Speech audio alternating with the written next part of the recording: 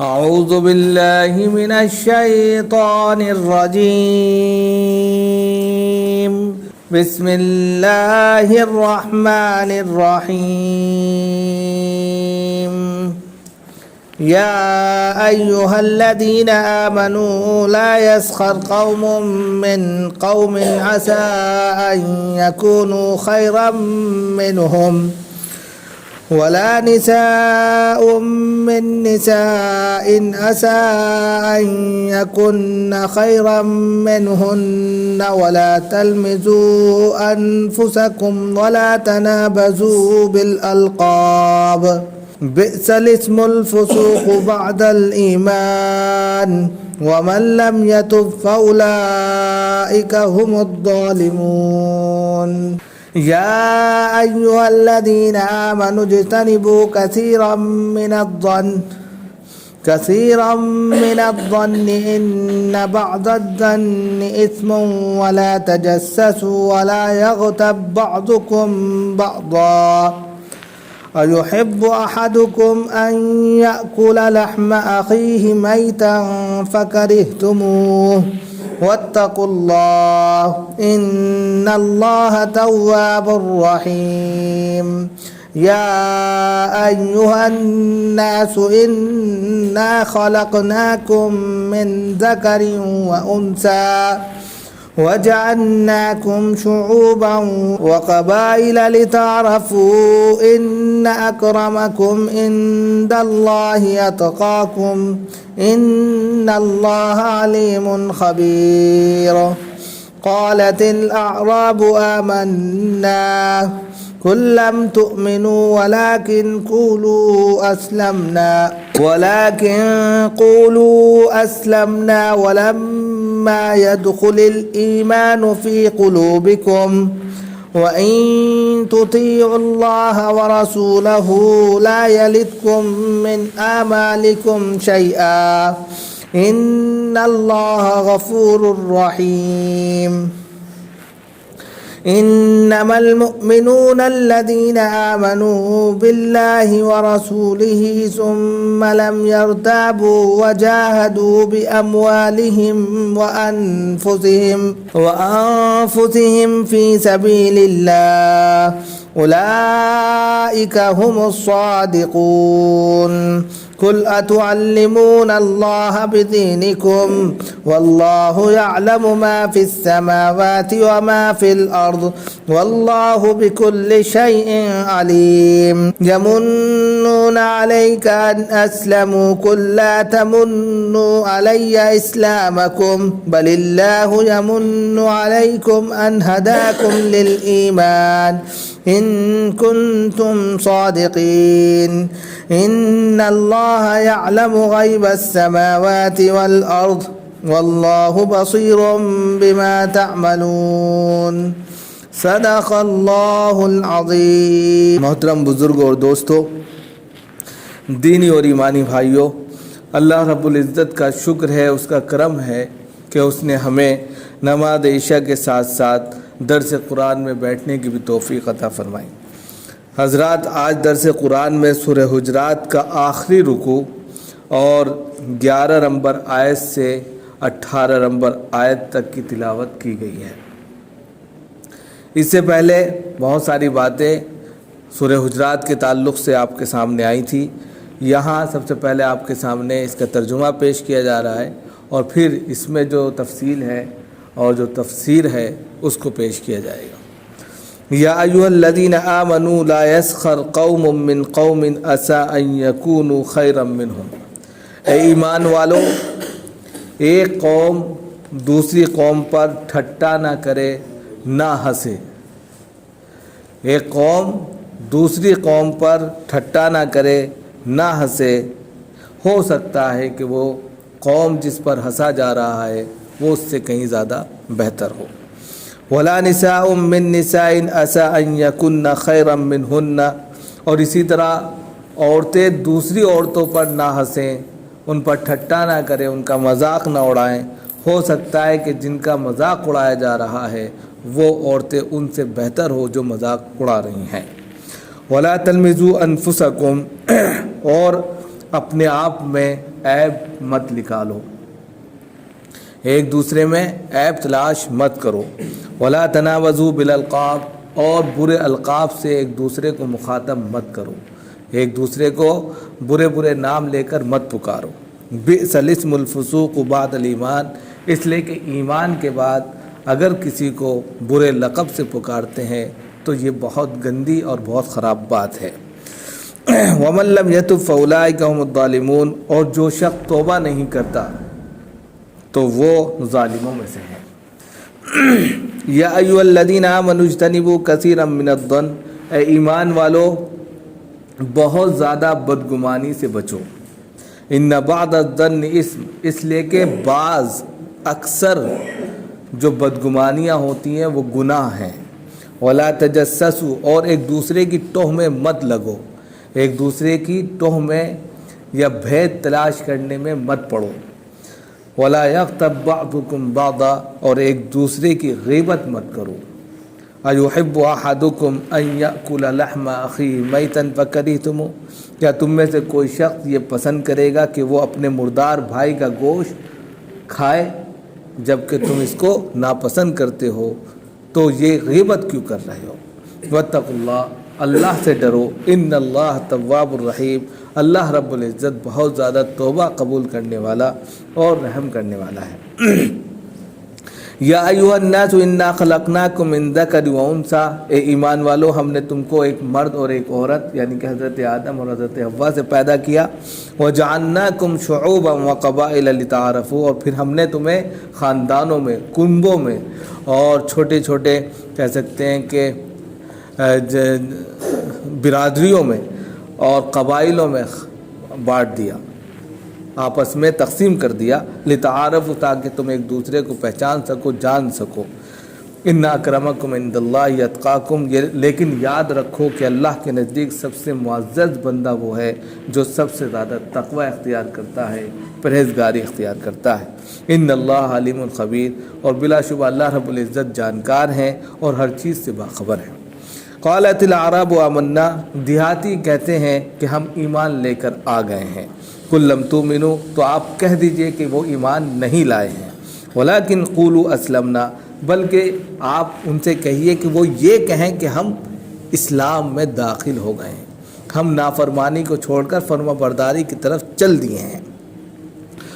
ولما يدخل الایمان، اس لیے کہ ایمان تو ابھی ان کے اندر داخل ہی نہیں ہوا، فی قلوبکم، ان کے دل میں، یعنی کہ ابھی تو ایمان تمہارے دلوں میں داخل ہی نہیں ہوا ہے، اور وہ کہتے ہیں کہ ہم ایمان لے آئے۔ ان اللہ غفور رحیم، وَإِن تُطِيعُوا اللَّهَ وَرَسُولَهُ لَا يَلِدْكُم مِّنْ أَعْمَالِكُمْ شَيْئًا، اور اگر وہ اللہ اور اس کے رسول کی اطاعت کریں تو اللہ رب العزت تمہارے اعمال کو، اور اگر تم اللہ اور اس کے رسول کی اطاعت کرو تو اللہ رب العزت تمہارے اعمال میں سے کچھ بھی کمی نہیں کرے گا، ذرہ برابر بھی اس میں کمی نہیں کرے گا۔ ان اللہ غفور الرحیم، اللہ رب العزت بہت زیادہ معاف کرنے والے اور رحم کرنے والے ہیں۔ انما المؤمنون الذین آمنوا باللہ ورسولہ، اور مومن تو یہی ہیں جو اللہ پر اور اس کے رسول پر ایمان لائے۔ مومن وہی ہیں جو اللہ اور اس کے رسول پر ایمان لے کر آئے، ثم لم یرتابوا، اور پھر ان کو کسی چیز میں شک و شبہ کی گنجائش باقی نہیں رہی، پھر وہ شک اور شبہ میں نہیں پڑے، بس ایمان لے آئے، اللہ کی فرما برداری شروع کر دی۔ وجاہدوا باموالہم وانفسہم، اور پھر انہوں نے اپنے مالوں سے اور اپنی جانوں سے جہاد کیا اللہ کے راستے میں، فی سبیل اللہ، پھر انہوں نے اپنی جانوں سے اور مالوں سے اللہ کے راستے میں جہاد کیا۔ اولئک هم الصادقون، یہی لوگ بڑے سچے ہیں۔ قل اتعلمون اللہ بدینکم، آپ کہہ دیجئے کیا یہ اپنی دینداری سے اللہ کو آگاہ کر رہے ہیں؟ واللہ یعلم ما فی السماوات وما فی الارض، تو خدا کی قسم اللہ رب العزت خوب جانتے ہیں جو کچھ آسمانوں اور زمینوں کے اندر ہے، تو ان کو آگاہ کرنے کی ضرورت نہیں ہے۔ تو کیا یہ اپنی دینداری سے اللہ کو آگاہ کر رہے ہیں؟ اللہ رب العزت تو بخوبی زمین اور آسمان میں جو کچھ ہے اس سے پہلے سے ہی آگاہ ہیں۔ واللہ بکل شیء علیم، اور اللہ تعالیٰ ہر چیز کو جان رہے ہیں، جانکار ہیں، جانتے ہیں اور بخوبی علم رکھتے ہیں۔ یمنون علیک ان اسلموا، وہ آپ پر احسان کرتے ہیں، یعنی کہ وہ آپ پر احسان جتلاتے ہیں کہ ہم اسلام قبول کر لیے، اپنے مسلمان ہونے کا احسان آپ پر جتلاتے ہیں، تو آپ کہہ دیجئے لا تمنوا علیہ اسلامکم، اپنے مسلمان ہونے کا احسان مجھ پر مت جتلائیے، بل اللہ یمن علیکم ان ہداکم للایمان، بلکہ اللہ رب العزت نے تم پر احسان کیا ہے، اس احسان کو مانیے کہ اللہ نے تمہیں سیدھے راستے کی ہدایت فرمائی، توفیق دی، تو یہ اللہ کا تم پر احسان ہے، نہ کہ تم اپنا احسان مجھ پر جتلاؤ کہ ہم مسلمان ہو گئے، ان کنتم صادقین، اگر تم سچے ہو۔ ان اللہ یعلم غیب السماوات والارض، اور بلا شبہ اللہ رب العزت جو ہے زمین اور آسمان ان میں جو پوشیدہ چیزیں ہیں اس کو بخوبی جانتا ہے، کہاں کیا ہے، کون سے خزانے کیا ہے، سب کچھ اللہ کے علم میں ہے۔ واللہ بصیر بما تعملون، اور اللہ رب العزت خوب دیکھ رہا ہے جو کچھ تم کر رہے ہو۔ تو یہ ترجمہ تھا اس کا سورہ حجرات کی آخری آیتوں کا جو آپ کے سامنے پیش کیا گیا۔ یہ پوری آیتیں جو آپ کے سامنے اس وقت پیش کی گئی ہیں سماج سے متعلق ہیں، سوسائٹی سے، معاشرے سے، زندگی سے، اس سے متعلق آیتیں ہیں۔ زندگی کے اندر ہر انسان، کوئی بھی انسان ہے، خاندانوں کے اندر تو کہہ سکتے ہیں کہ کنبے کے اندر، برادریوں کے اندر، کاسٹ کے اندر، قبیلوں کے اندر، یہ تمام برائیاں موجود ہیں جو یہاں پر پیش کی گئی۔ ان تمام برائیوں کے خاتمے کے لیے ان کے ذریعے لوگوں کو بتانے کی کوشش کی گئی ہے کہ وہ ان بیماریوں سے، ان خرابیوں سے اپنے آپ کو بچائیں، تو وہ ایک اچھی زندگی جی سکتے ہیں۔ اگر وہ انہی میں پڑے رہے تو نہ وہ خود اپنا اچھا کریں گے نہ دوسرے کا اچھا کریں گے، ایک جو ہے ڈپریشن اور کہہ سکتے ہیں کہ پریشان والی زندگی جئیں گے جس میں نہ خود کو سکون ہے نہ دوسرے کو سکون ہے۔ تو سب سے پہلے جو آیت آپ کے سامنے آئی اس میں سب سے پہلے کہا گیا کہ یا ایھا الذین آمنوا لا یسخر قوم من قوم عسیٰ ان یکونوا، یہاں ایمان والوں کو مخاطب کرتے ہوئے کہا کہ ایک قوم دوسری قوم پر ٹھٹا نہ کرے، ہنسے نہ۔ عام طور پر ہنسنے کا کانسیپٹ اس وقت آتا ہے جب انسان اپنے سامنے والے کو کمتر سمجھتا ہے، چھوٹا سمجھتا ہے، بونا سمجھتا ہے، تو وہ اس پر ہنسنے لگتا ہے، یا مال کے اعتبار سے کم سمجھتا ہے، عہدے کے اعتبار سے کم سمجھتا ہے، خوبصورتی کے اعتبار سے کم سمجھتا ہے، خاندان کے اعتبار سے کم سمجھتا ہے، یا برادری کے اعتبار سے کم سمجھتا ہے، ایکٹیویٹی کے اعتبار سے کم سمجھتا ہے، کسی بھی اعتبار سے اگر وہ سامنے والے کو کمتر سمجھ رہا ہے تو اس پہ وہ ہنسے گا۔ یہ ایک سائنسی نقطہ نظر سے، ذہنی نقطہ نظر سے بات سامنے آتی ہے۔ تو ایمان والوں کو خاص طور سے تنبیہ کر کے فرمایا کہ دیکھو ان لوگوں کا حال یہ ہے کہ جو ایمان نہیں لائے، تو وہ لوگ ایک دوسرے پہ ہنسا کرتے ہیں، مذاق اڑایا کرتے ہیں، اسی طرح زندگی جیتے ہیں، لیکن تم ایمان لے آئے ہو۔ اب اللہ کے نزدیک سب کے سب برابر ہیں، لہذا ایک دوسرے کو کمتر سمجھنا چھوڑ دو۔ اور یہ چیز سب سے زیادہ خواتین میں ہوتی ہے، تو خاص طور سے ان کا تذکرہ کیا کہ وَلَا نِسَاءٌ مِّن نِسَاءٍ عَسَىٰ أَن يَكُنَّ خَيْرًا مِّنْهُنَّ، کہ ایک عورت دوسری عورت، یعنی خواتین، عورتیں دوسری عورتوں پر ٹھٹا نہ کریں۔ آج کے وقت میں آپ دیکھتے ہیں شادی بیاہوں میں جاتی ہیں، اگر کسی کے کوئی چیز خراب ہو گئی اس پہ ہنس رہی ہیں، مذاق اڑا رہی ہیں، کوئی ذرا سی چیز کمی آ گئی اس پر مذاق اڑانا بیٹھ گئی، کوئی کھا رہا ہے کیسے، دیکھو کہتے ہیں ان کو کھانا نہیں آتا، کسی نے کپڑے صحیح نہیں پہنے، دیکھو یہ ایک ہی پہنتے ہیں، یعنی ساری چیزیں خواتین میں سب سے زیادہ پائی جاتی ہیں، اس لیے خاص طور سے تذکرہ۔ اب یہ بھی کہہ دیا کہ جو ہنس رہا ہے، ہو سکتا ہے جس پر ہنسا جا رہا ہے وہ اللہ کے نزدیک سب سے بہتر ہو۔ تم تو نہیں جانتے کہ ہم تو ہنس رہے ہیں اپنی لا علمی کی بنیاد پر، اپنے گھمنڈ اور تکبر کی بنیاد پر، اپنے غرور کی بنیاد پر، اپنی طاقت کی بنیاد پر، اور سامنے والے کو چھوٹا اور بونا سمجھنے کی بنیاد پر، سامنے والے کو کمتر سمجھنے کی بنیاد پر ہم ہنس رہے ہیں، لیکن اللہ کے نزدیک وہی شخص مقبول ہے، اللہ کے نزدیک اسی کا مقام بہت بلند ہے۔ تو وہی کہا کہ آپ نہیں جانتے اللہ کے نزدیک کون مقبول ہے، اس لیے ایک دوسرے پہ ہنسنا بند کرو۔ اب اس سے پتہ چلتا ہے اسلام مساوات کا درس دے رہا ہے کہ سوسائٹی کے اندر اگر ایک دوسرے پر ہنسنا، ایک دوسرے پر طعنہ زنی کرنا، ایک دوسرے کو برا بھلا کہنا بند ہو جائے، خود ہی محبتیں پیدا ہوتی چلی جائیں۔ محبتوں کا کانسیپٹ بتا دیا کہ اگر خاندانوں کے اندر محبت چاہیے، پیار چاہیے، تو سب سے پہلے ایک دوسرے پر ہنسنا، نکتہ چینی کرنا بند کر دو، خود بخود پیار اور محبت۔ آپ دیکھتے ہیں بھائی بھائی ہیں، 4 بھائی ہیں، اوپر نیچے رہتے ہیں، لیکن اوپر والے کی دیکھو کیسے چل رہی، وہ دیکھو بنانا نہیں آتا، اس نے جلا دیا ہے، اس نے کپڑا پھاڑ دیا، ایک دوسرے کی برائی میں لگی ہیں۔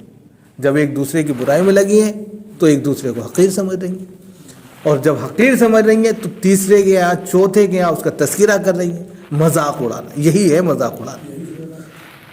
ہر خاندان میں، ہر برادری میں، ہر کنبے میں یہ چل رہا ہے، جس کی وجہ سے سکون نہیں۔ تو یہاں پر بہت اچھا میسیج ہے کہ کسی کو کمتر نہ سمجھے، اور کمتر انسان تبھی سمجھتا ہے جب اپنے کو بہت بڑا سمجھتا ہے، یعنی کہ گویا کہ تکبر کی بنیاد پر۔ اور ان اللہ لا يحب المتکبرین، اللہ رب العزت تکبر کرنے والے کو پسند نہیں فرماتے، متکبر کو پسند نہیں فرماتے۔ لہذا یہ چیز، یہ انا جو آ گئی ہے، اس کو نکال کر بات کریں، جیسے پھینکیں گے ویسے دیکھیں زندگی میں باہر آ جائے گی، سکون آ جائے گا۔ اور پھر اس کے بعد کہہ رہے ہیں کہ وَلَا تَلْمِزُوا أَنفُسَكُمْ، تم اپنی عیب جوئی مت تلاش کرو۔ عیب جوئی کا مطلب یہ ہے کہ مثال کے طور پہ ایک شخص ہے، اب وہ یعنی کہ کوئی خراب کام اس سے ہو گیا تھا، مثال کے طور پہ وہ شراب پیتا تھا، اس نے چھوڑ دی، توبہ کر لی۔ اب توبہ کرنے کے بعد میں پھر اسی عیبدار نام سے شرابی آ گیا، تانا دے دیا۔ گھروں میں کیا ہوتا ہے، مثال کے طور پہ ایک شخص سے غلطی ہو جاتا ہے، اب اس نے توبہ بھی کر لی، معافی بھی مانگ لی۔ اب جیسے وہ شخص آتا ہے، انٹری کرتا ہے گھروں میں، تو ڈائریکٹ اسی نام سے چور، ڈاکو، شرابی، زانی، ایسے لفظ اس کو دل پہ لگتا ہے سیدھا۔ تو یہ سیدھا کہا ولا تلمزوا انفسکم، اپنی عیب جوئی تلاش مت کرو، خود اپنے آپ کو عیب دار مت بناؤ۔ جیسے ہی ہم کسی دوسرے کو عیب دار کہیں گے، اپنے کو عیب دار کہنا، مثال کے طور پہ آپ نے سامنے والے ہوگا شرابی، تو 2-3 گالیاں اس کو دے گا، سٹ سے ایک لمحہ نہیں لگائے گا، اور اس کے بارے میں کوئی جانتا بھی نہیں ہوگا، وہ سامان چیزیں بول دے گا جو تصور میں نہیں ہوگا، کہ تم بہت بڑے اپنے آپ کو سمجھ رہے ہو، تم کتنے بڑے دودھ کے دھلے، ہم جانتے ہیں تمہیں، تم نے کیا کیا کیا، سارے کھول کے رکھ دے گا۔ تو گویا کہ ایک دوسرے کے اوپر کیچڑ اچھالنا، خود اپنی عیب جوئی بیان کرنا۔ تو کہا تانا زنی کرنا، کسی کو بری بات کہنا جو اس کے دل کو لگ جائے، اس سے بچو، بیکار چیز ہے۔ اور پھر اس کے بعد میں وَلَا تَنَابَذُوا بِالْأَلْقَابِ، برے القاب سے مت پکارو۔ ایک انسان اچھا خاصا ہے، اب اس کا نام نٹو رکھ دیا، کلو رکھ دیا، یا اسی طریقے سے آپ نے جو اس کو جو ہے بدماش رکھ دیا، کوئی ایسا نام جو اس کو برا لگتا ہے، اور آپ نے اس کا چلن شروع کر دیا۔ تو کہا وَلَا تَنَابَذُوا بِالْأَلْقَابِ، ایک دوسرے کو برے القاب سے مت پکارو۔ اس کا نام بہت اچھا ہے، پیار سے جناب، محترم، محمد، یہ کہہ کر اس کا نام لو، پیار سے نام لو، تو وہ آپ کا دل دے دے گا، آپ کو اپنے سب کچھ دینے کے لیے تیار ہو جائے گا۔ اب آپ اس کو جو ہے نام سے چڑھا رہے ہیں، اس کو جو ہے ایسی باتیں کہہ رہے ہیں جو اس کے دل پر لگ رہی ہیں جا کے، تو پھر وہ آپ کی بات نہیں سنے گا، مزید آپ کے خلاف ہو جائے گا، خفا ہو جائے گا۔ اور یہ ہوتا ہے گھروں میں کہ نام کچھ ہوتا ہے، نام چل کچھ ہو جاتا ہے، تو اس میں یہ ہے کہ اگر اس کو برا نہیں لگ رہا ہے تب تو ٹھیک ہے، لیکن اگر کوئی نام سے اس کو چڑ ہے اور وہی بار بار کہتے ہیں تو پھر وہ نام کہنا غلط ہے۔ اسی لیے کہا کہ وَلَا تَنَابَذُوا بِالْأَلْقَابِ، برے القاب سے مت پکارو، بِئْسَ الِاسْمُ الْفُسُوقُ بَعْدَ الْإِیمَانِ، ایمان کے بعد برے القاب سے پکارنا گناہ کی بات ہے۔ اب مثال کے طور پہ ایک شخص ہندو تھا، مسلمان ہو گیا، تو آپ اس کو جو ہے برے القاب، ایک کافر ادھر آ، پہلے تو کافر ہی تھا، غلط ہے، رام پرساد ادھر آ، غلط ہے، کیونکہ اب اس نے توبہ کر لی ہے، اب اس کا نام چینج ہو گیا، اب اس کو اس نام سے آپ یاد نہیں کر سکتے۔ اسی طرح کسی گناہ میں کوئی شخص ملوث تھا، کسی غلط چیز میں ملوث تھا، اب پھر اس کو اس چیز سے یاد کیا جائے تو یہ سراسر ایمان کے بعد غلط ہے۔ اب نہ تو آپ اس کو اس نام سے پکار سکتے ہیں، نہ اس کو چڑ کے طور پر کہہ سکتے ہیں، اتنا۔ ومن لم یتب، اب اس سے پتہ چلا کہ توبہ کرنی چاہیے. ومن لم یتب سیکنڈ یعنی نفی کا جملہ لے کر آئے. اگر توبہ نہیں کی یعنی کہ توبہ کرنی چاہیے، اور اگر وہ توبہ نہیں کرتا یعنی اگر کسی کو اس نے غلط پکار دیا تو فوراً اس سے معافی مانگے، اللہ سے بھی معافی مانگے. اور اگر وہ توبہ نہیں کرتا، کیونکہ سیکنڈ لفظ ہے ومن لم یتب، اگر اس نے توبہ نہیں کی اولئک هم الظالمون، تو یہ شخص جو ہوں گے، جتنے بھی افراد ہیں، ظالموں میں سے ہو جائیں گے. اور ظلم کرنے والا اللہ کے نزدیک بہت ہی خطرناک ہوتا ہے، اور اس کی پکڑ بھی بہت بڑی ہے. اس کے بعد کہا کہ یا ایھا الذین آمنوا اجتنبوا کثیرا من الظن. یہ بھی معاشرے میں بہت ہوتا ہے کہ اے ایمان والو بہت زیادہ بدگمانی سے بچو. ظن کہتے ہیں بدگمانی کو. بدگمانی مثال کے طور پہ ہم لوگ بیٹھے ہیں، سامنے سے کوئی آیا چلا گیا، پتہ نہیں یار، یعنی اپنے سے اس نے کوئی بہت بڑا منصوبہ بنا رہے ہیں، کوئی نہ کوئی بات ہے، اپنے سے وہاں جا کے اگل دیا، وہاں جا کے بول دیا، چوراہے پہ بول دیا. اس نے کوئی تحقیق نہیں کی، کسی طرح کی کوئی یقین والی بات نہیں تھی، بس اس نے تھوڑا سا دیکھا اور جا کر غلط باتیں کہہ دی. خاندانوں میں یہی ہوتا ہے، بھائی کے کمرے میں کوئی اپنی پرسنل باتیں چل رہی ہیں، کان لگا کے کسی نے سنا، ادھر اماں سے بول دیا، اماں نے پورا آگ بگولا کر دیا. پتہ چلا کہ اچھا خاصا گھر چل رہا تھا اور وہاں کوہرام مچ گیا، لڑائیاں شروع ہو گئی. بھائی وہ تو مجھے یہ کہہ رہا تھا، وہ تو ارے وہ اپنی پرسنل بات کر رہے تھے، آپ کو کان لگانا ہی نہیں تھا، اپنے کمرے میں تھے. اب یہ اسی کو کہا کہ اجتنبوا کثیرا من الظن، بہت زیادہ بدگمانیوں سے بچو. ان بعض الظن اسم، اس لیے کہ بعض اکثر جو بدگمانیاں ہوتی ہیں گناہ ہوتی ہیں. گناہ تم نے اپنی طرف سے سوچ لیا، وہ ایسا ہے ہی نہیں. مثال کے طور پہ ایک مثال ہم یہاں پر دیتے ہیں. ایک چھوٹا سا بچہ تھا اور اس کے والد محترم اس کے پاس بیٹھے تو اس کے دونوں ہاتھوں میں سیب تھے. بدگمانی کی مثال میں دے رہا ہوں، سیب تھے دونوں.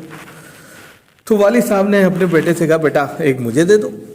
اس نے جلدی سے منہ سے کاٹ لیا. تو ان کو والد کو بڑا افسوس ہوا کہ میں نے مانگا، اس نے منہ سے کاٹ لیا. کہا کہ دوسرا یہ مجھے دے دو، سٹ سے وہ بھی کاٹ لیا.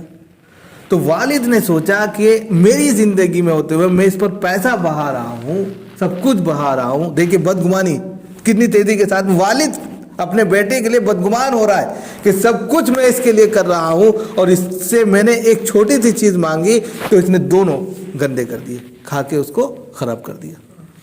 اور ایک دم سے آواز آتی ہے ابا یہ والا میٹھا ہے، ابا یہ والا زیادہ میٹھا ہے. ایک طرف بدگمان باپ ہو چکا کہ دونوں کاٹ دیے، اور ادھر سے بدگمانی کا جواب کیا آ رہا، ابا یہ سب سے زیادہ میٹھا ہے. اس بچے نے اس لیے کاٹا کہ کون سا میٹھا ہے میں اپنے ابو کو وہ دوں گا جو سب سے اچھا ہوگا.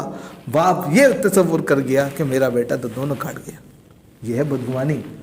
گھروں میں یہی ہوتا ہے عام طور پہ کہ بات کسی ضمن چل رہی ہے، کوئی اور پیرایا ہے. ماں باپ اپنے بچوں کے لیے سب کے لیے خاص ہوتے ہیں، وہ کسی بچوں کو جو ہے ضائع نہیں ہونا چاہتے، دینا نہیں چاہتے.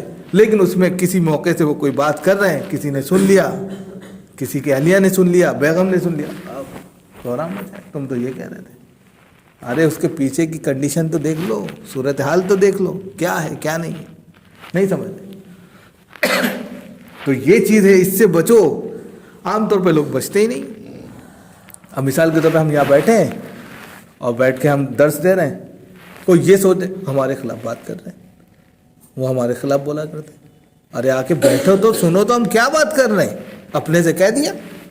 بدگمانی ہے، اور یہ بدگمانی گناہ ہے. جب تک آپ سنیں گے نہیں تو جب تک آپ سمجھیں گے نہیں. یہ اس کے بعد کہا ولا تجسسوا، تو میں مت لگو، بھید تلاش کرتے پھر رہے. کسی کا کوئی نقطہ مل جائے، کمی مل جائے، نقص مل جائے، بس اس کو جو ہے پورے طور پر پھیلا دیں. کسی کی ذرا سی کوئی شکایت مل جائے، میں فلاں جو ہے کھڑا تھا، فلاں جو ہے جا رہا تھا. اب کوئی ٹکٹکی باندھ کر جو ہے کسی کو CC فوٹیج کیمرے کی طرح دیکھنے ہی لگے. ارے انسان ہے، کچھ تو غلطی کرے گا ہی، فرشتہ تو ہے نہیں. وہ انسان ہے تو کچھ نہ کچھ تو حرکتیں ہوں گی اس سے. اب انسان بھید کی تلاش میں بیٹھ جائے، کچھ نہ کچھ کمی تلاش کر کے سب میں وائرل کر دے، ارے یہ تو یہ کرتا ہے۔ خاندانوں میں کیا ہوتا ہے، گھروں میں 4-6 عورتیں ایک دوسرے کی ٹو میں لگی ہے، بھید تلاش کر رہے ہیں، اماں یہ تو یہ کر رہے تھے، وہ یہ کر رہا تھا، بس اسی میں گتھم گتھا چل رہی ہے۔ تو ٹو میں اور بھید میں مت لگو، بھید میں پڑھنے تو کوئی فائدہ نہیں ہے، اس لیے کہ من ستر ستر اللہ یوم القیامہ، حدیث میں آتا ہے اگر بھید جان جاؤ، برائی جان جاؤ، اس کو بھی چھپا لے جاؤ۔ آپ کے سامنے خدا نہ خواستہ کسی کا راز فاش ہو گیا تو حدیث میں آتا ہے کہ اس راز کو راز رکھو اور اس طریقے سے اس کو پی جاؤ کہ آپ نے کچھ دیکھا ہی نہیں۔ تو اگر آپ نے کسی کے راز کو کس پردہ پوشی کی، ستر پوشی کی، چھپا لیا، قیامت کے دن اللہ رب العزت آپ کے تمام گناہوں پہ پردے ڈال دے گی۔ اور اگر دنیا میں تم نے کسی کے راز کو فاش کیا تو قیامت کے دن اللہ تمہارے ایک ایک راز فاش کر دے گا۔ من ستر ستر اللہ، حدیث ہے، ہم لوگ سمجھتے نہیں ہیں، بس ذرا سا کچھ نقطہ مل جائے، یہاں نہیں پورے عالم باغ میں جب تک شور نہیں مچا دیں تب تک چین نہیں آئے گا، سکون نہیں ملے گا، پیٹ کا درد صحیح نہیں ہوگا، یہ ہوتا ہے۔ اسی کو کہا وَلَا تَجَسَّسُوا، توہمیں بھیدوں میں مت پڑو، وَلَا يَغْتَبْ بَعْضُكُمْ بَعْضًا، اور ایک دوسرے کی غیبت مت کرو۔ آج کل یہی ہو رہا ہے۔ غیبت کیا ہے اس کو بھی سمجھیے۔ غیبت اور بہتان بہت ہی قریب چیزیں ہیں، ایک ہی پگ ڈنڈی پر ہیں، ذرا سا پیر پھسلا ادھر اور ذرا سا پیر پھسلا ادھر، دونوں میں گناہ ہے۔ ایک ایسی پگ ڈنڈی ہے، ایک ایسا تنگ راستہ ہے غیبت اور بہتان کا جس میں دونوں اعتبار سے گناہ ہی گناہ ہے۔ تو اس میں پڑھو نا جس میں نقصان ہی نقصان ہو۔ غیبت ہے کیا؟ مثال کے طور پہ میرے اندر کچھ برائی ہیں، آپ نے ان سے تذکرہ کیا کہ میاں عمیر صاحب کے اندر فلاں برائی ہے، یہ چیز مجھے بری لگتی ہے کہ میری اس بات کو آپ کسی سے کہیں۔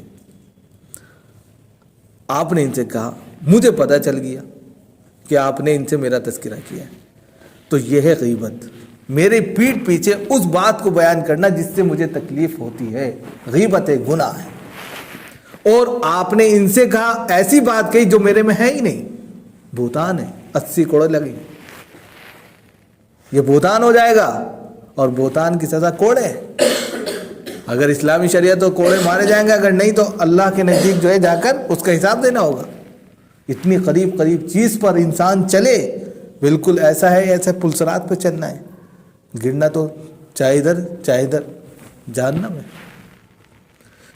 تو ایسی چیزوں میں پڑھنے سے کیا ضرورت ہے؟ اب ہم بیٹھ جاتے ہیں ایک دوسرے کی برائی کرنے، ایک دوسرے کا تذکرہ چھیڑ دیا ہم نے۔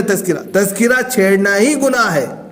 اگر آپ اس کی برائی کے اعتبار سے اس کو یاد کر رہے تو یاد رکھو ساری نیکیاں لے کر وہ چلا گیا تمہاری۔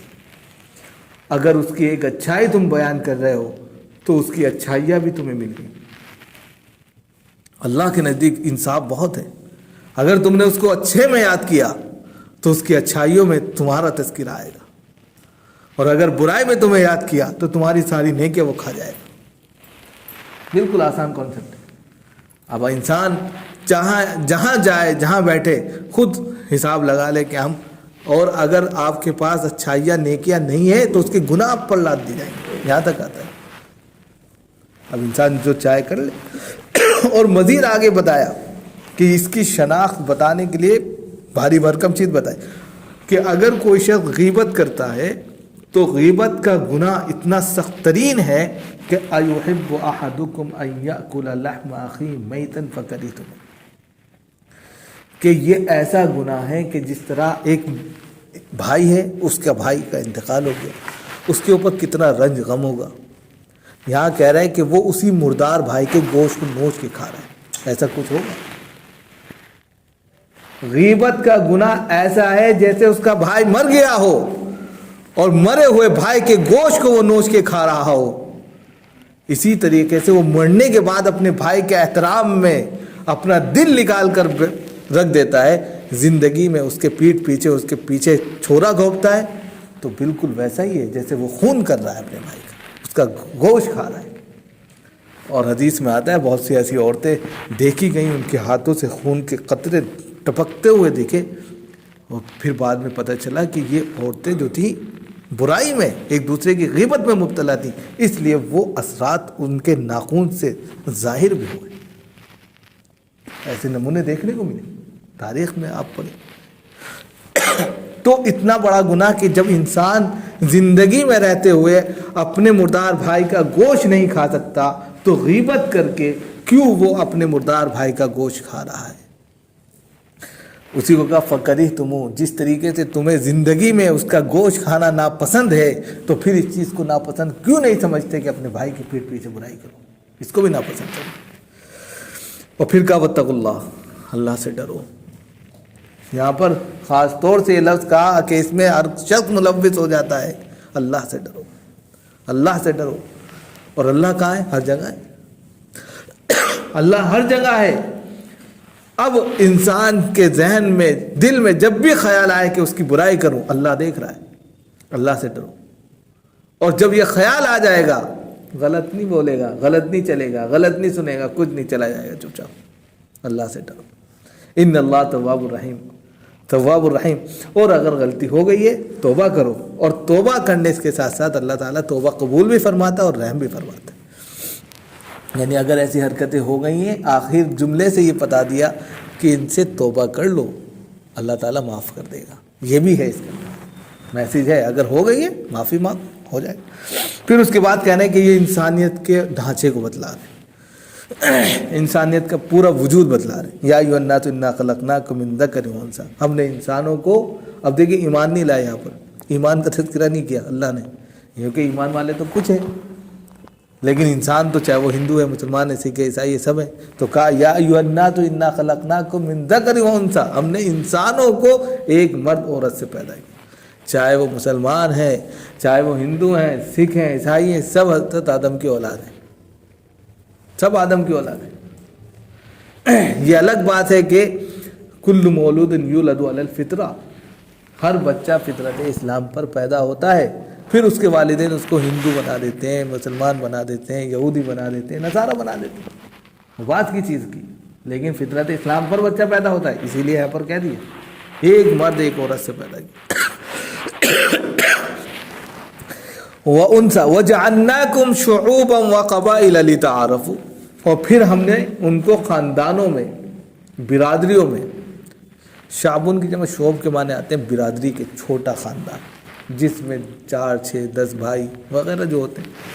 وَقَبَائِلَ، قبائل آتا پورا کا پورا قبیلہ، پورا محلہ ہو جاتا ہے، وہ پورا گاؤں بن جاتا ہے۔ تو پھر ہم نے ان کو برادریوں میں، کنبوں میں، خاندانوں میں، اور مزید قبیلوں میں، محلوں میں، سوسائٹیوں میں بنا دیا، یعنی کہ ان کو تقسیم کر دیا۔ اور کیوں تقسیم کیا؟ لِتَعَارَفُوا، تاکہ ایک دوسرے کے ساتھ صلہ رحمی کر سکیں، ایک دوسرے سے رشتہ ناتا جوڑ سکیں۔ آج جو شادی بیاہ ہوتی ہے اسی بنیاد پر تو ہوتی ہے، ورنہ سب کے سب کیسے شادی بیاہ کرتے، ایک دوسرے کے ساتھ خیرخواہی کیسے کرتے، کسی کی مدد کیسے کرتے؟ خاندانوں میں بانٹنے کا مطلب یہ ہے کہ ایک بھائی ہے دوسرے بھائی کی مدد کر سکے، اس کا کوئی رشتہ دار ہے اس کی مدد کر سکے، چھوٹا سا ایک گروپ بنا دیا تاکہ ایک دوسرے کا خیال سب کو رہے، ورنہ اس طریقے دار ہے وہ بھی ہمارے بھائی، وہ بھی، کوئی کسی کی مدد نہیں کرے گا۔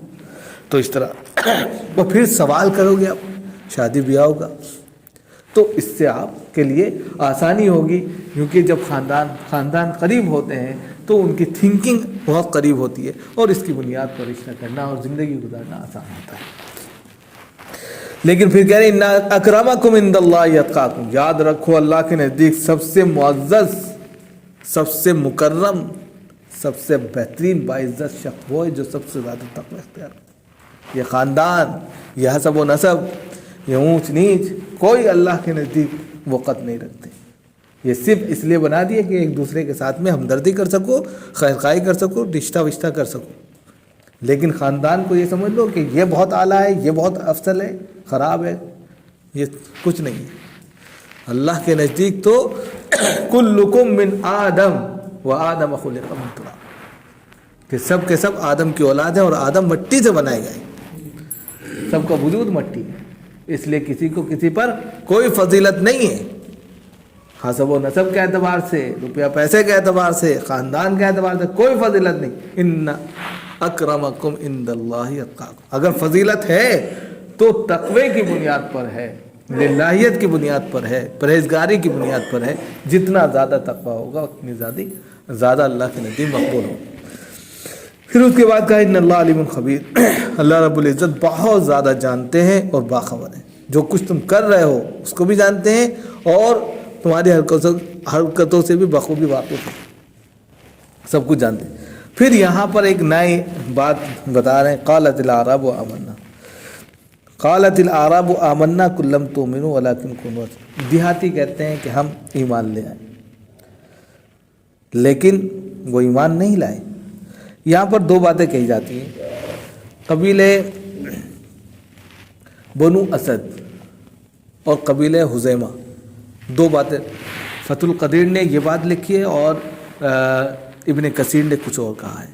فتح القدیر نے کہا ہے کہ قبیلے بنو اسد اور قبیلے خزیمہ جو مدینے کے قبیلے تھے، یہ لوگ جو ہے اسلام میں داخل ہو گئے. اسلام میں داخل جب ہوئے تو اس بنیاد پر ہوئے قحط سالی تھی، کھانے پینے کو کچھ نہیں تھا.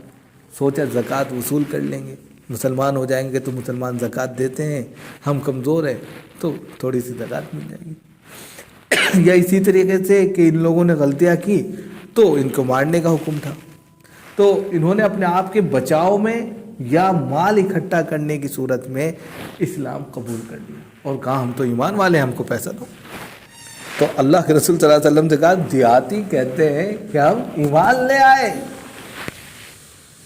دیہاتی یہ لوگ کہہ رہے ہیں کہ ہم ایمان لے آئے. لیکن ابن کثیر نے یہاں پر کہا ہے دراصل یہ وہ لوگ نہیں ہیں، بنو اسد کے اور بنو خزیمہ کے لوگ نہیں ہیں. دراصل یہ وہ دیہاتی ہیں جو ابھی ایمان تو لے آئے تھے لیکن ایمان ان کے دلوں میں راسخ نہیں ہوا تھا، لیکن دعویٰ اتنا زبردست کر دیا تھا کہ جیسے 400 سال سے یہ ایمان لے کر آئے. تو اسی کو کہا کہ دیہاتی کہتے ہیں کہ ہم ایمان لے آئے. قل تؤمنوا، آپ کہہ دیجئے کہ یہ ایمان بالکل بھی نہیں لے کر آئے، بلکہ ان سے یہ کہیے قولو کہ یہ لوگ یہ کہا کریں اسلمنا، ہم نے آپ کی مخالفت چھوڑ دی ہے اور آپ کی بات مان لی. پہلے تو آپ صلی اللہ علیہ وسلم کے مخالف تھے نا وہ، تو وہ مخالفت چھوڑ دی ہے، آپ کے طریقے کو ہم نے اپنا لیا ہے، لیکن ایمان میں ابھی داخل نہیں ہوئے ہیں. ایمان تو بہت زیادہ تپنے کا نام ہے، ابھی کچھ تپے نہیں ہو، کسی طریقے سے کوئی ایگزام نہیں دیا اور ایمان کا دعویٰ کرنے لگے. تو یہاں پر کہہ دیا کہ ایمان اسلمنا یعنی مسلمان ہونے کا مطلب کیا ہے، ہم نے آپ کی مخالفت چھوڑ دی ہے اور اب آپ کی بات میں اور ہاں میں ہاں ملانے لگے ہیں، گویا کہ اپنے آپ کو آپ کے سپرد کیا ہے. یہ ہے، دیکھیں کتنا ڈفرینٹ ہے، کتنا مختلف ہے. ایمان بالکل الگ چیز ہے، مسلمان الگ چیز ہے. اور انسان یہ سوچے کہ ہم مسلمان ہیں تو ایمان والے ہو گئے، نہیں، بہت فرق ہے، زمین آسمان کا فرق ہو جاتا ہے. تو آپ کہیے ان سے کہ کہیں کہ ہم آپ کی مخالفت چھوڑ کر آپ کی باتیں ماننے لگیں. وَلَمَّا يَدْخُلِ الْإِيمَانُ فِي قُلُوبِكُمْ، اس لیے کہ ابھی تو ایمان تمہارے دلوں میں داخل ہی نہیں ہوا ہے، ابھی تو کوئی ایگزام پاس ہی نہیں کیا ہے ایمان کا. وَإِن تُطِيعُوا اللَّهَ وَرَسُولَهُ، اور اگر تم اللہ کی اور اس کے رسول کی اطاعت کرو گے، لَا يَلِتْكُم مِّنْ أَعْمَالِكُمْ شَيْئًا، تو اللہ رب العزت تمہارے جو بھی عمل ہیں، سبحان اللہ کہا، اس پر جتنی نیکیاں ملتی ہیں، الف لام میم پڑھا، اس پر جتنی نیکیاں ملتی ہیں، جو عمل آپ نے کیا، 2 روپے کسی کو دے دیے، کھانا کھلا دیا، کسی کو کپڑے پہنا دیے، کسی کو راستہ بتا دیا، تکلیف دہ چیز کو ہٹا دیا، مسجد میں آئے صفائی کر، وغیرہ وغیرہ، جو نیک کام ہے، یہ جتنے عمل تم نے کیے ہیں اس پر جو انعام تھا، جو ثواب تھا، وہ پورا تمہیں ملے گا. لا یلتکم من اعمالکم شیئا، ذرہ برابر بھی کمی نہیں کرے گا، اس لیے کہ تم نے اللہ اور اس کے رسول کی اطاعت کر، تبھی تو تم یہ سارے کام کر رہے ہو. ان اللہ غفور الرحیم، اللہ رب العزت معاف کرنے والے اور غفور الرحیم ہے. یعنی کہ اگر اس میں بھی تم سے غلطی ہو جائے گی تو درگزر. دیکھیے ایک چیز کو اس طرح جوڑا ہے قرآن میں کہ آدمی اگر گھس جائے بالکل نکل ہی نہیں سکتا، کہ اب بھی غلطی اگر ہو گئی تو معاف عنہ ہے اور رحم فرمائے گا، اللہ کرم فرمائے گا. پھر اس کے بعد کہا انما المؤمنون الذین آمنوا باللہ ورسولہ، اب اسی کا جواب ہے قالت الاعراب کا ہی ہے دوسرا پارٹ. کہہ رہے مومن تو وہ ہیں, یہ دیہاتی کہہ رہے ہیں نا, دعویٰ کر رہے ہیں کہ ہم ایمان لائے. مومن تو وہ ہیں. کون ہے مومن؟ جو اللہ پر اور اس کے رسول پر ایمان لے کر. مومن وہ ہیں. اور کیسا ایمان لے کر آئے؟ ثم لم یرتابوا, پھر وہ شک و شبہ میں نہیں پڑتے. یار ادھر کبھی یار وہ لوگ غالب مثال شک و شبہ کیا ہے؟ اگر کافر مسلمانوں پر غالب آ جائے تو اب کیا ہوگا؟ یہ منافق لوگوں کا تذکرہ ہے اصل میں اوپر والا. کہ اگر منافق کیا سمجھتے تھے کہ دونوں پارٹ میں رہتے تھے, مسلمان غالب آ جائیں گے تو ادھر سے مال غنیمت لوٹیں گے, اگر کافر غالب آ جائیں گے تو کہتے ہیں ہم تو تمہارے ساتھ تھے, ان کے ساتھ ایسے ہی بس گئے تھے بات چیت کرنے کے لیے, لیکن تھے ہم آپ ہی کے ساتھ. وہ وہی کہہ رہے ہیں کہ اگر تم منافق بن کے زندگی گزارنا چاہتے ہو کچھ بھی نہیں ملے گا. مومن تو وہ ہے جو 100% اپنے آپ کو اللہ کے رسول اللہ اور اس کے رسول کے سپرد کرے, اور پھر شک و شبہ میں نہ پڑے کہ ادھر ملے گا یا ادھر ملے گا. جہاں ملے گا وہ مل جائے گا, شک میں نہ پڑے. اور تیسری بات کیا بات ہے؟ وجاہدوا باموالہم وانفسہم, لینے کے بجائے آپ کو اپنے مال سے اپنی جان سے جہاد کرنا ہے. یہ ہے اصل مومن کی سب سے بڑا امتحان. کیا ہے یہ؟ بہت سے منافق کیا تھے؟ خالی مال غنیمت لوٹنے کے چکر میں رہتے. تو کہا کہ اپنے مالوں سے اور اپنے جانوں سے وہ اللہ کی راہ میں جو ہے نذرانہ پیش کریں, یعنی جہاد کریں. اولئک هم الصادقون, اور یہی لوگ جو ہے سچے ہیں. یعنی کہ یہی لوگ جو ہے ایمان لانے میں سچے ہیں, ایمان کی جو تعریف ہے اس میں سچے ہیں. قل اتعلمون اللہ بدینکم, پھر کہا کہ کیا, یعنی کہ یہی دیہاتی جو نئے نئے اوپر آئے تھے نا 19 کو, کیا یہ دیہاتی اپنی دینداری سے اللہ کو آگاہ کر رہے ہیں کہ ہم دیکھیں مومن ہو گئے, مسلمان ہو گئے, یا آپ کو جو ہے بتا رہے ہیں؟ تو آپ صلی اللہ علیہ وسلم سے کہا جا رہا ہے یہ جو دیہاتی ہیں کیا اپنی دینداری سے اللہ کو آگاہ کر رہے ہیں کہ ہم دیکھیے مسلمان ہو گئے, ایمان والے ہو گئے. تو خدا کی قسم واللہ یعلم ما فی السماوات و ما فی الارض, خدا کی قسم جو کچھ زمین اور آسمانوں میں ہے سب کچھ اللہ جانتا ہے, سب سے اللہ باخبر ہے, آگاہ ہے. تو ان کو خبر کرنے کی ضرورت ہی کیا ہے؟ انسان کے دلوں میں کیا ہے؟ ان اللہ یعلم ما فی الصدور, دل میں کیا ہے اس کو بھی اللہ جانتا ہے. یہ خواہ جو ہے اللہ کے سامنے آ کر اپنی دینداری کا وہ ڈھونگ پیٹ رہے ہیں. اب اس سے پتہ چلا کہ دکھاوا اللہ کو پسند نہیں ہے. دین کی اگر اللہ خدمت لے رہا ہے تو انسان چھپ کے کام کرے. اب انسان جو ہے دکھاوا کرنے لگے, ہم سب سے زیادہ کام کر رہے ہیں, ہم دین کے سب سے زیادہ خدمت کر رہے ہیں, بیوقوف ہے وہ. اللہ تو واقف ہی ہے, اب اللہ کو اور کیا بتانا ہے؟ تو کہہ دیا کہ کیا یہ لوگ کیا آپ کہہ دیجئے کیا تم جو ہے اپنی دینداری سے اللہ کو آگاہ کر رہے ہو؟ خدا کی قسم جو کچھ زمین اور آسمان کے اندر ہے سب سے اللہ بخوبی پہلے سے آگاہ ہے. واللہ بکل شیء علیم, اور اللہ رب العزت ہر چیز کو جان رہا ہے, تمہارے کہنے کی ضرورت نہیں ہے. یمنون علیک ان اسلموا قل لا تمنوا علی اسلامکم, کہنے لگے وہ لوگ آپ پر احسان جتلاتے ہیں کہ ہم اسلام لے آئے, یعنی اپنے مسلمان ہونے کا احسان آپ پر جتلاتے ہیں. کیا احسان جتلاتے ہیں؟ دیکھیں ہم مسلمان ہو گئے, آپ کے ساتھ ہو گئے, وہ آپ کے مخالف ہیں, آج بھی آپ کو جو ہے جینے نہیں دے رہے, ہم تو مسلمان ہو گئے, یہ احسان جتلا رہے آپ پر.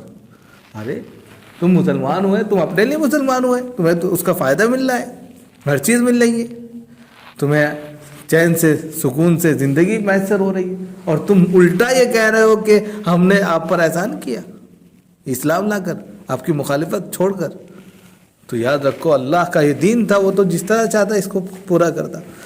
تو وہی کہہ رہے کہ وہ لوگ کہتے ہیں کہ ہم مسلمان ہو کر, یعنی کہ وہ کہتے ہیں کہ ہم اپنے اسلام کو جتلاتے ہیں, احسان مسلمان ہو کر آپ پر احسان جتلاتے ہیں.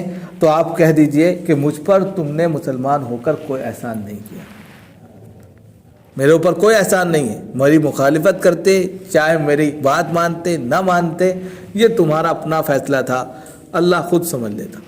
مجھے جس کام کے لیے بھیجا گیا میں وہ کر رہا تھا. تو میرے اوپر کوئی احسان نہیں کیا تم نے, خود تمہارے اوپر کس نے احسان کیا؟ بل اللہ یمن علیکم ان ہداکم للایمان, بلکہ اللہ رب العزت نے تمہارے اوپر احسان کیا کہ تمہیں ہدایت دے دی. سیدھا راستہ دکھا دیا، ایمان کی قدر تمہارے دلوں میں ڈال دی، تم ایمان والے ہو گئے، ایمان کو تسلیم کرنے والے ہو گئے، مسلمان ہو گئے، اس پر چلنے والے ہو گئے، اللہ کا احسان ہے تمہارے اوپر، تم الٹا بول رہے۔ ان کنتم صادقین، اگر تم واقعی میں سچے ہو تو اس بات کو تسلیم کرو، ٹھیک۔ ان اللہ یعلم غیب السماوات والارض، اور زمین اور آسمانوں کے اندر جو بھی پوشیدہ چیزیں ہیں سب کو اللہ جانتا ہے، زمینوں میں کیا خزانے چھپے ہیں، آسمان میں کیا کیا ہے، سب کچھ اللہ کے علم میں۔ اگر انسان اب بھی نہ سوچے تو یہ بیوقوفی ہے اس کی، سب کچھ اللہ جانتے ہیں۔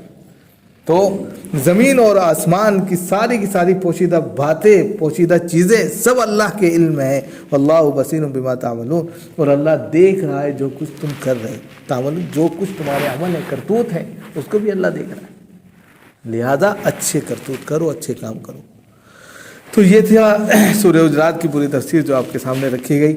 اللہ تعالیٰ ہم سب کو عمل کی توفیق عنایت فرمائے اور اس پر چلنے کی توفیق دے کہ اللہ تعالیٰ ہماری زندگیوں میں اس طرح بہار لے کر آئے کہ ہم کسی طریقے سے مورد الزام نہ ٹھہریں بلکہ باعث ثواب بنیں۔ اللہ تعالیٰ ہم سب کو عمل کی توفیق